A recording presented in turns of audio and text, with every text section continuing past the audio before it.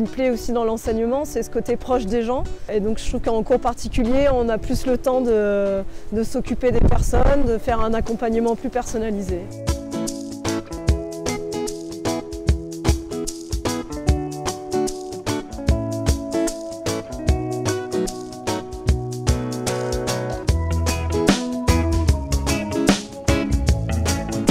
Alors moi, ce que j'aime dans le surf, c'est le côté déjà avec la nature, parce qu'on est vraiment dépendant de la nature, le dépassement de soi, le partage avec les amis, les gens dans l'eau. Je trouve que ça permet de justement s'aider mutuellement à se dépasser, encore une fois, à se motiver, parce que des fois, c'est pas toujours facile de se motiver. Alors la particularité, c'est que je vais vraiment personnaliser mes séances en fonction de la demande des gens, de leur niveau. L'avantage, c'est que là, on est vraiment proche d'eux et vraiment, c'est un accompagnement presque main dans la main en fait. On va d'abord faire un point sur la demande de la personne en fonction de son niveau. On va choisir le spot en fonction des conditions météo.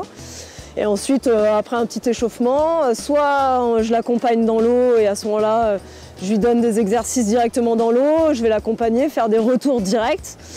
Soit si c'est un coaching vidéo, on va faire, je vais l'envoyer dans l'eau avec des exercices et au bout d'un certain temps, faire ressortir la personne, lui faire le retour vidéo sur la plage et elle repart en fonction de ce qu'on a détecté à la vidéo.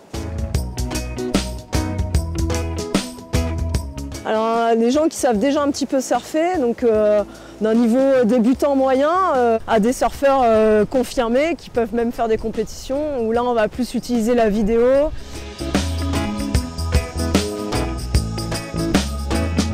Alors la préparation mentale, en fait, c'est une formation complémentaire que j'ai fait là en début d'année. Alors ça n'a pas forcément de rapport avec le surf en lui-même, c'est les exercices de préparation mentale.